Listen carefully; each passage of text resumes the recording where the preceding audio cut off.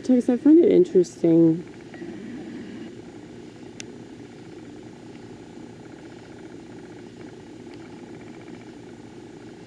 that, you know, when I film something, it provides like a different lens.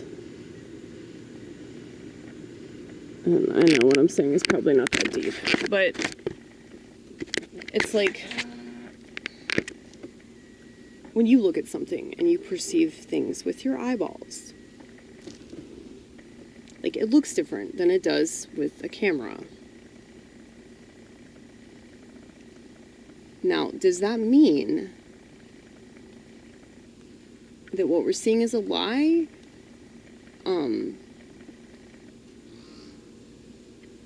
Is the camera able to show us things that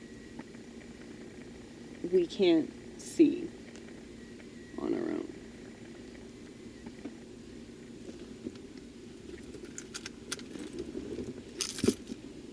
Because, like, I'll take a picture of sunset, and it'll be a good picture, but it won't be the way that my eyes captured it, you know? It'll still look different.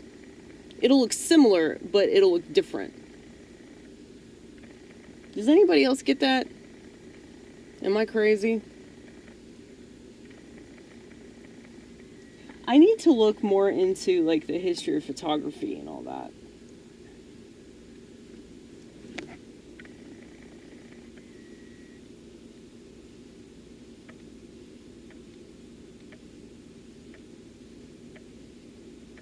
Because I've always been fascinated with pictures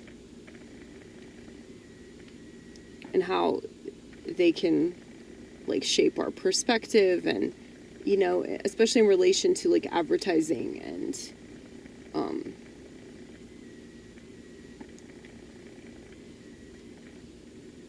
you know, the psychological needs that we have, like how pictures can exploit that.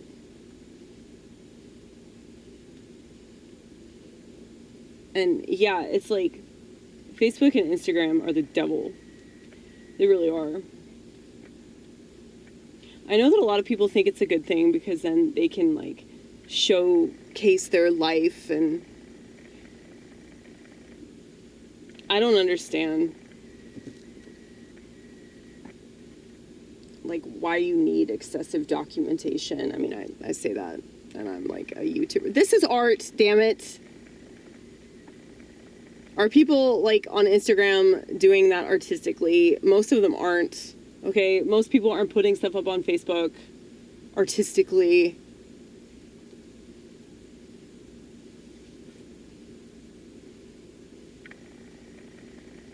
Like, I wasn't doing social media before I started doing YouTube. Like, this is clearly a creative effort.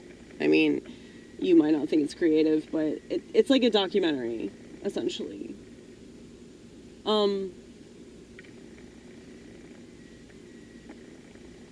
Because there isn't enough content out there that's, like, DIY in relation to mental health. You see DIY when it comes to, like, homesteading. You see that in relation to, you know, mechanics, you know, showing you how to work on a car, or, you know, people showing you how to build a house, or, you know, how to open a beer bottle with a lighter, you know, all kinds of really cool stuff. You can look up. I mean, I remember, like, when YouTube came out and Wikipedia and all that shit, it was so cool. And that stuff is still there. That stuff is still out there. If you want it, you can still do, like, really,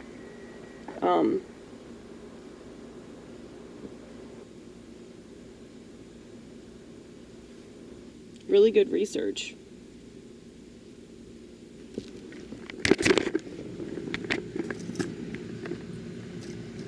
And they can talk about censorship till the cows come home. But, like, people that complain about censorship are just fucking lame. They haven't figured out that, like,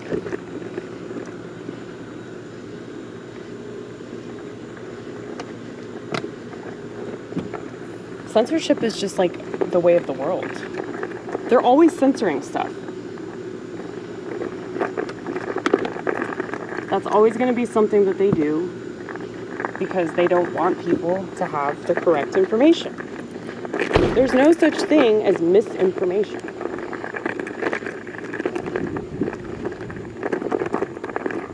Like, the people calling it that are being paid to call it that. And a lot of the people that are supposedly spreading misinformation are not getting paid anywhere near as much as the people saying it's misinformation. Have you noticed that? Anyway.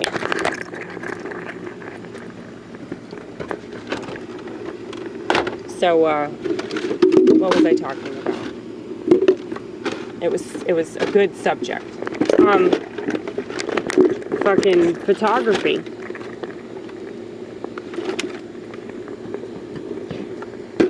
I mean, all this stuff can be used against us. All this stuff is being used against us.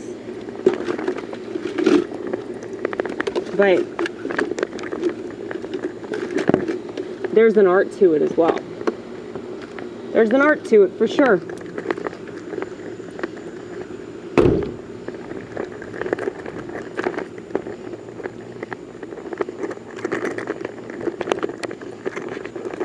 But the need to document things, the need to be seen, the need to be heard, the need to, like,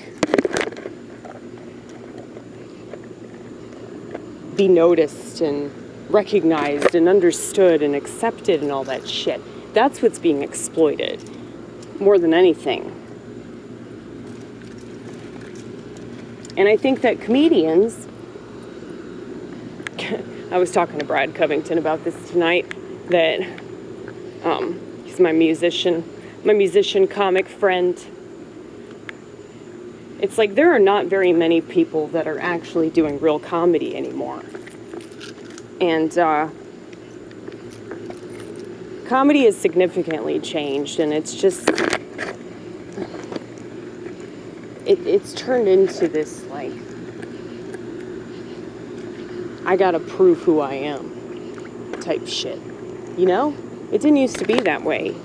It used to be a place where people would actually do jokes, or they would talk about the world.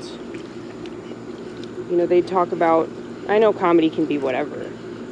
Sorry, I am playing in a puddle right now. Do you hear it?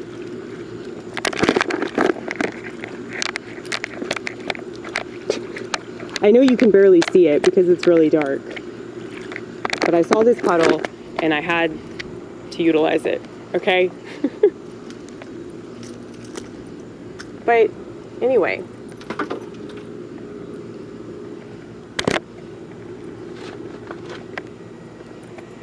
People aren't taking risks. That's what I mean. Like, when I talk about comedy, like, what's real comedy? I would say the real comedy is taking risks.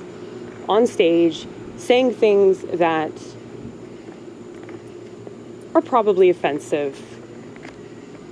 Saying things that you can't say anywhere else. People are playing it safe. So even if they're very funny and talented, they're still fucking lame. And it's just sad. Like, this art form has so much fucking potential, and people are just pissing it away because they want to be liked by a bunch of people that are fucking worthless. Okay? Anyway. The original topic was how our eyeballs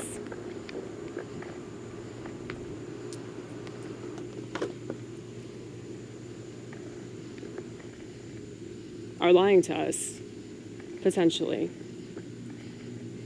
So I go back and forth on this, obviously. I vacillate quite often.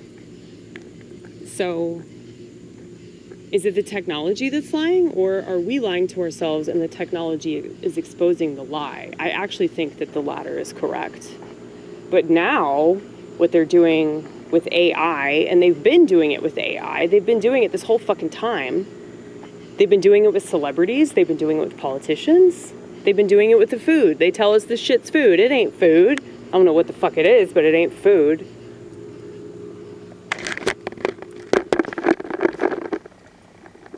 Will they still eat it? Yes, yes they will.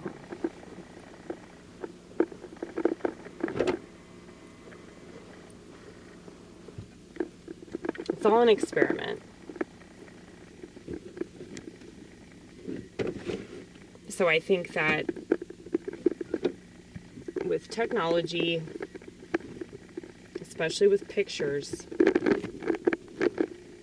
you know, they can doctor photos and they can put up a video with actors and everybody thinks it's real because it's a tragedy. So anytime it tugs on people's heartstrings, they think it's real, and all the people that believe the bullshit, they get really mad at you for being skeptical about it.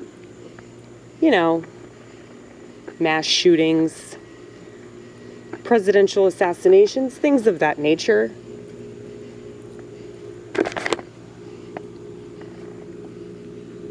I mean, it makes perfect sense, like, if you think about it in the context of the Second Amendment.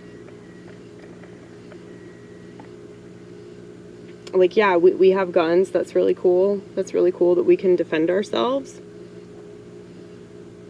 But what if the whole reason why we have that Second Amendment is so they can take it away, so they can exploit us with that Second Amendment and use guns to prove that people don't know what they're actually watching whenever they think they see a presidential assassination, or, you know, some mass shooting happens and the parents of dead children come forward and they have all these pleas for signatures to pass a bill so that we ban certain things, you know? I just think it's all for the purpose of, like, fooling the public and creating a spectacle. And I'm not saying that people don't get hurt with guns. I'm not saying that tragedies don't happen. I'm not saying that every single person is lying. But I'm really suspicious. Always and forever. But when it comes to shootings and all of our rights, especially with, like, freedom of speech too, it's like people are just using their freedom of speech to say the same bullshit over and over and over again. And yeah, while some people can say, well, freedom of speech is amazing, and, you know, Twitter has allowed us to move the goalpost. That's a common phrase that you hear. We're moving the goalpost. And now there's this dialogue about the Jewish cabal, you know? So many people are talking about it. Yeah, which is almost like giving it even more power, right? It's like the same thing with Trump. Every time some stupid leftist goes on some anti-Trump rant, Trump wins. He's Trump. It's in the name, baby. We're just saying. It's like, I think a lot of these motherfuckers are in the nephilim. So they're part of the plan.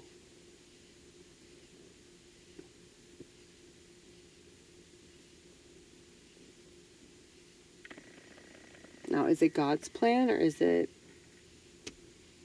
his adversary's plan? I mean, God's letting all this stuff happen. That's why when the demons begged Jesus to be released into the pigs, like, ran off a cliff. Like, they committed suicide.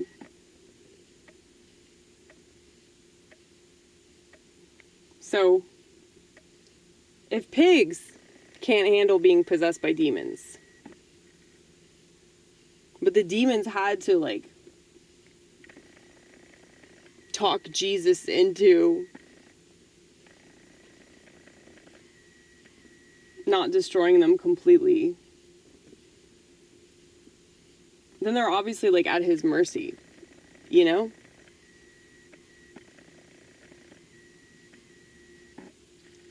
But anyway, I think about that a lot. Like, if people have demons, like our consciousness, like an animal. I don't think that an animal can be possessed. Maybe I'm wrong about that. I should look that up too. A lot of people think that pit bulls are possessed. They're a breed that was literally bred to be destructive. Okay? Which is kind of fucked up if you think about it. Well, it's really fucked up.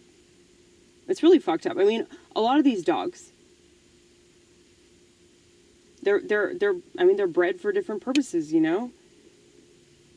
So it's like dog breeding in itself is like kind of like playing God, you know? It's like the same is like these parents that want like the perfect child, like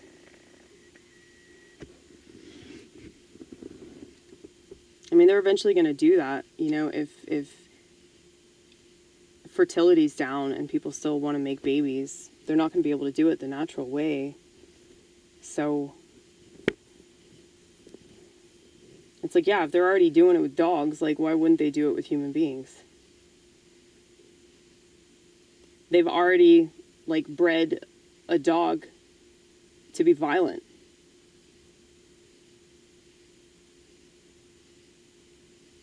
So human beings are bred. I mean, I really do believe that, like, that's a huge part of, like, you know, the demonic activity that's going on. It's like a lot of these people are just bred to be stupid, and they're bred to be evil, and they're bred to, like, just be extremely sociopathic and not have any empathy. And so when we live in a society that lacks empathy, like, this is what you get, you know? But people that can see it, like, so right now, I'm looking at the moon, right? There are spots on the moon, I'm sure you know. Spots on the moon that are gray, right? Do you see them? It just looks really bright. Okay, I guess you can see it. Is that the cloud that's covering it? Hold on, I'm sorry. You know that my camera work is shoddy as fuck, okay? Don't fucking judge me.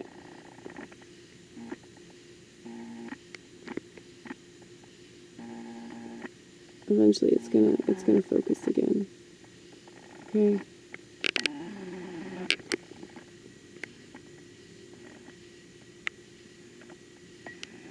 Yeah, but it's just like extremely bright.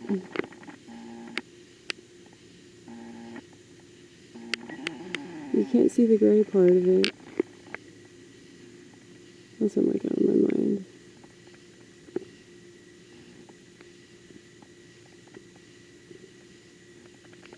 Yeah, like, I always wonder about everything. I'm like, okay, never mind. There it is. There it is. I lied. You can see it.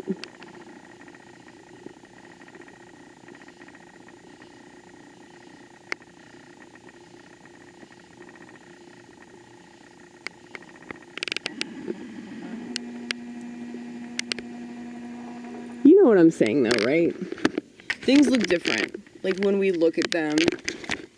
So are we lying to ourselves by our perception?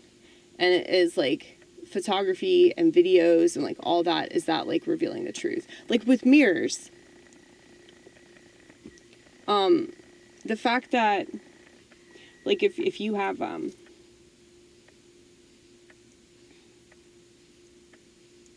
a t-shirt that has a phrase on it, and, like, at the mirror it reads it backwards,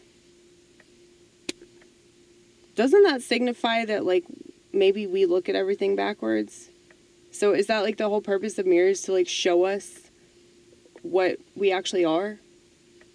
So I have a sweatshirt that says Miami. I've never been to Miami, but there was this chick that I used to work with at Steak and Shake that wore the sweatshirt all the time, and then she quit. She loved the sweatshirt, so I yoinked it because I'm a hoarder.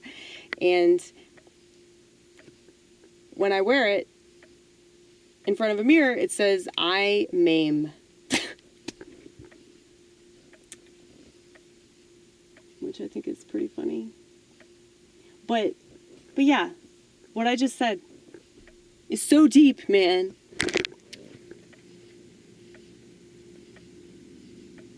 But like supposedly, and this is explained in the Book of Enoch, which was one of the books that was thrown out.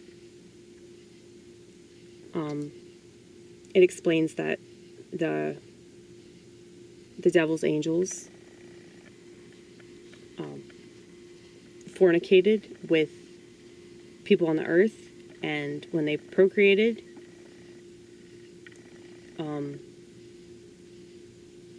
they created this other race, you know, that's supposedly the Nephilim, right? But the devil's angels, like, taught them all kinds of shit. And one of the things they taught them was mirrors. So, mirrors, jewelry, swords, abortion. So a lot of the stuff in our material world that is not good. It's just designed to destroy us. It's designed to create this obsession with vanity and violence and sex. It's like abortion is such a crime against humanity. And they have convinced so many women that it is a positive thing. Like, regardless of what you think about, you know, whether or not a woman should be allowed to, you know, rip that thing out, it's like pretty fucked up that that's celebrated. Exactly. It's pretty dark, isn't it? It's pretty dark. The fact that people would look at terminating a pregnancy as empowering is just a sign that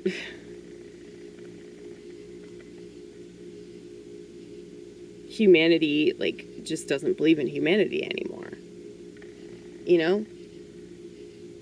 And people will always make all kinds of excuses. It's like, why, like, well, that should be kept around because of rape, and that should be kept around because of, you know, well, if a woman wants to do it, she should be allowed. Like, I'm not talking about that.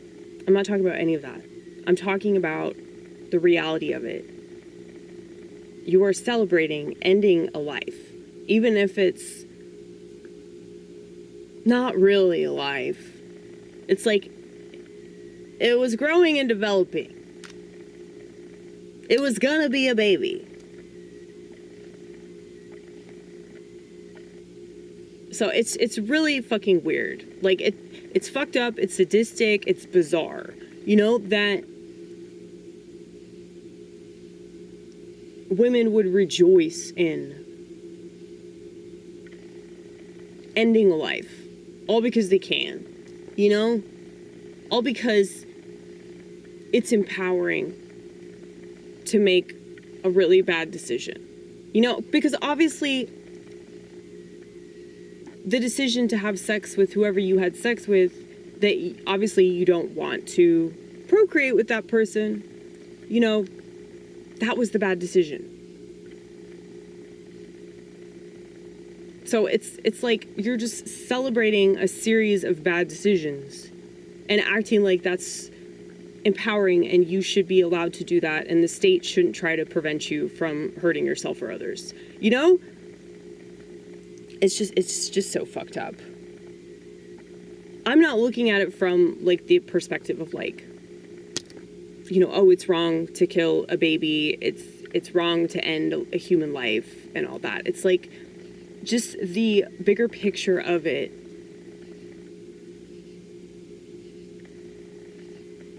Terminating a pregnancy.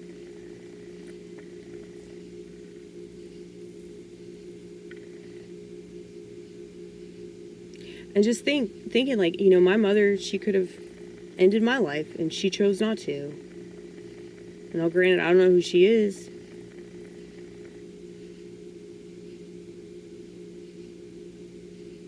But, you know, it's weird to, like,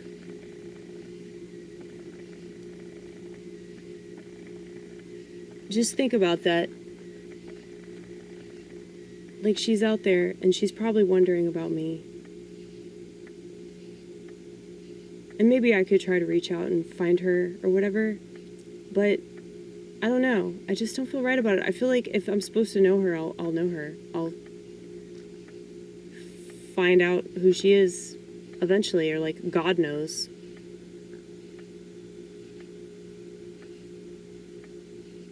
Is that weird that I'm not curious about that? It's like I'm curious about all these other things, but that one, I don't know. A lot of people don't understand that because, like, they can't sit with the unknown. But maybe it's because, like, I know that I can't possibly know, like, I can't have all the answers. And so, like, I'm fine with the fact that God knows who she is, and, I mean, God is in charge of the whole thing. So because I'm close to him, I feel like I'm still close to her, in a way, even though I don't know her. I mean, she's still part of me. I mean, how could she not be? She gave birth to me. Like,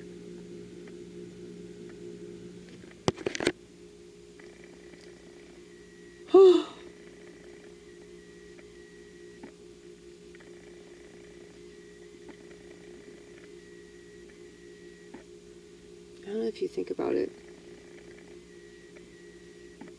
Like, there's so many things that we don't know about ourselves, and there's so many things that we don't know about, like, our past and, you know, our ancestors' ancestors and all that. And it's like, that's still in us. And, like, we're born innocent. I really believe that. We're born innocent, but we still have that in us. And so, yeah.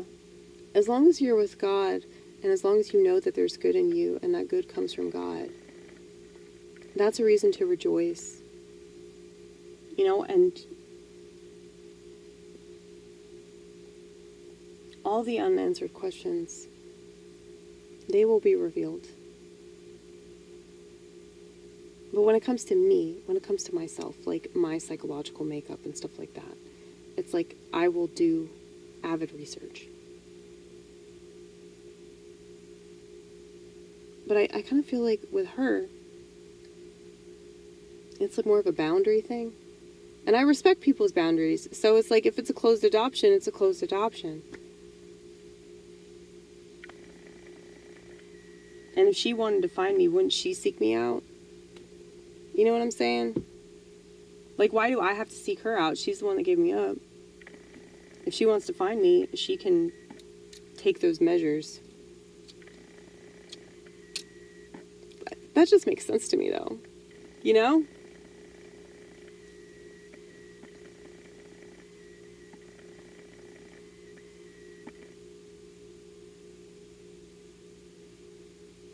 I realized, though, that it was a different situation back in 1985.